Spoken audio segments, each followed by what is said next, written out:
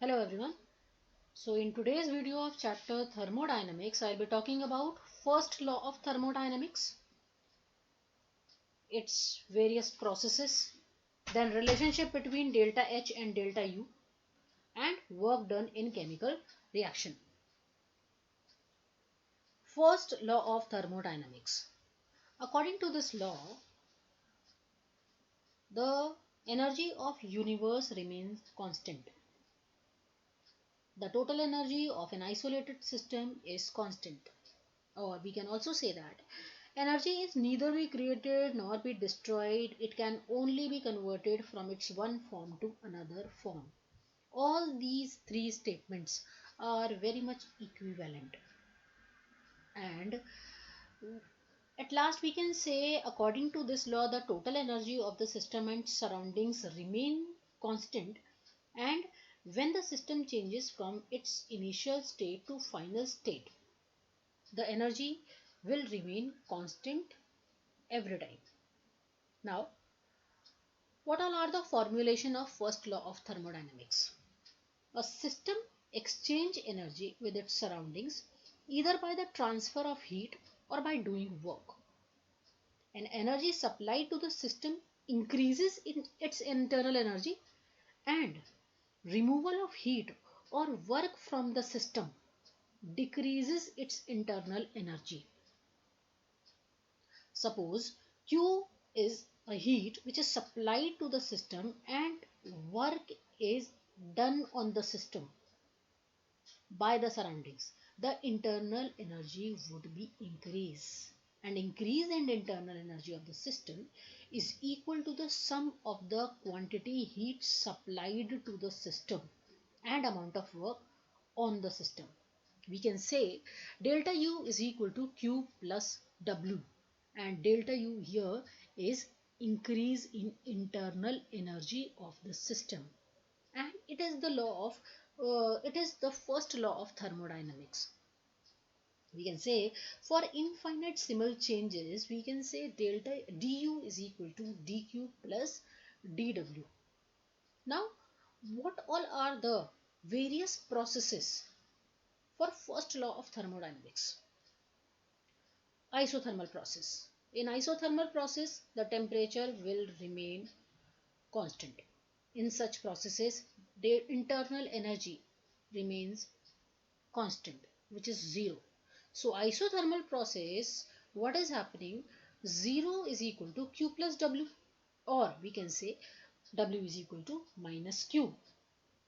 This equation is telling us heat absorbed by the system is entirely used for doing work on the surroundings. When work is done on the system by the surrounding, it results in release of heat.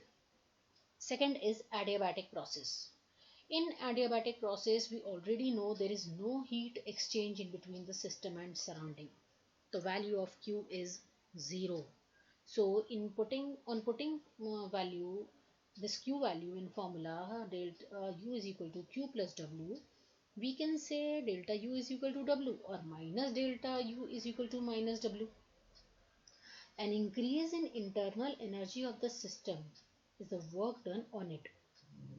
If the work is done by the system on surroundings at the expense of internal energy, the internal energy accompanying the adiabatic process would decrease.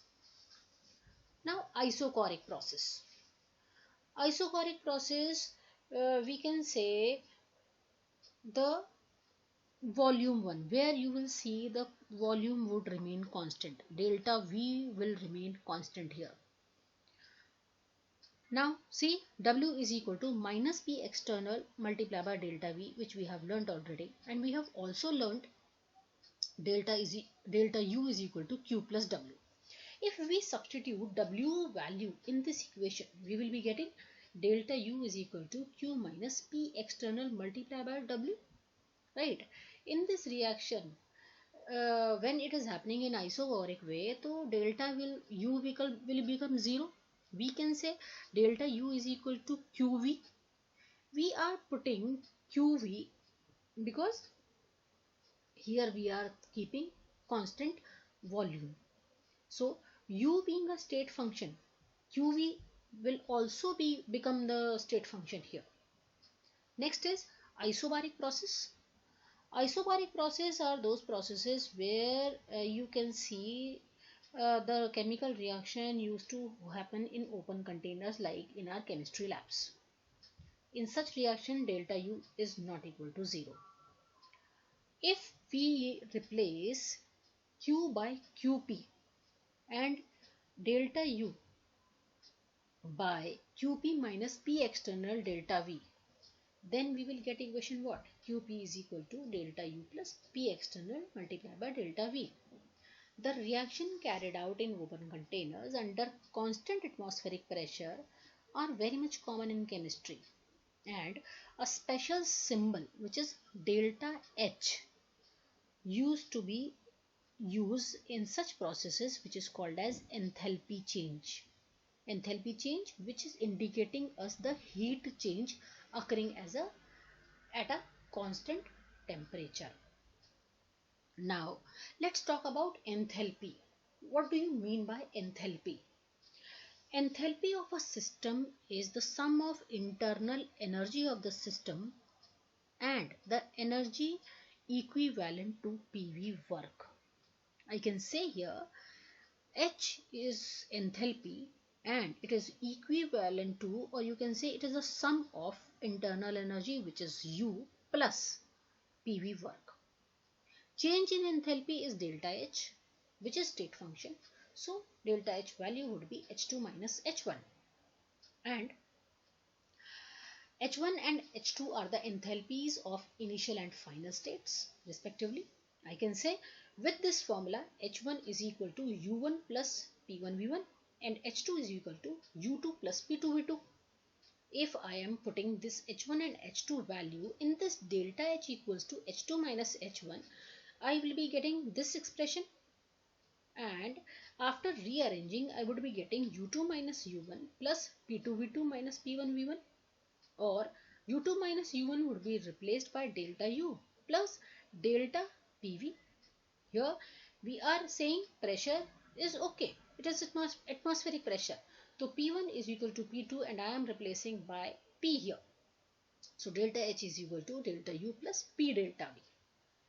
If the pressure inside and outside is remaining same, we can say P external is equal to P.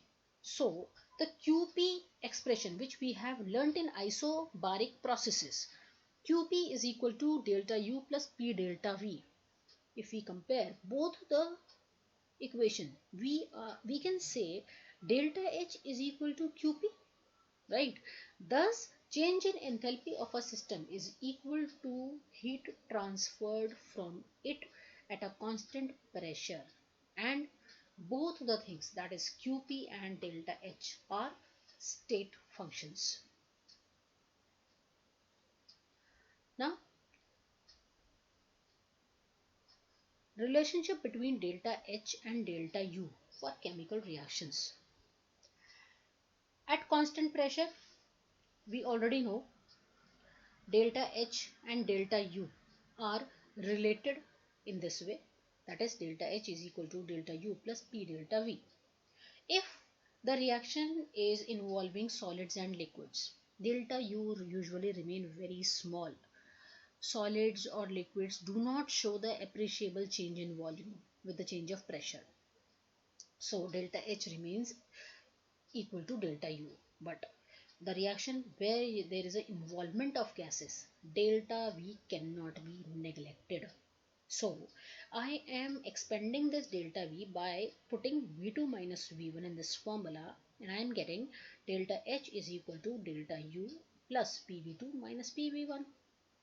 V1 is the volume of gas phase of reactant and V2 would be the volume of gaseous products. Now if we assume reactant and products behave ideally, so we can apply ideal gas equation, which is PV equals to nRT.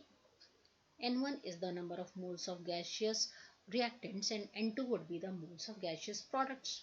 So PV1 we can say equals to N1RT and PV2 is equal to N2RT. After putting these two values PV1 and PV2 in this expression, I would be getting this equation. On taking common nRT from here, I will be getting delta H is equal to delta U plus N2 minus N1 multiplied by RT. If I replace this expression N2 minus N1 by delta Ng, I would be getting delta H is equal to delta U plus delta NgRT.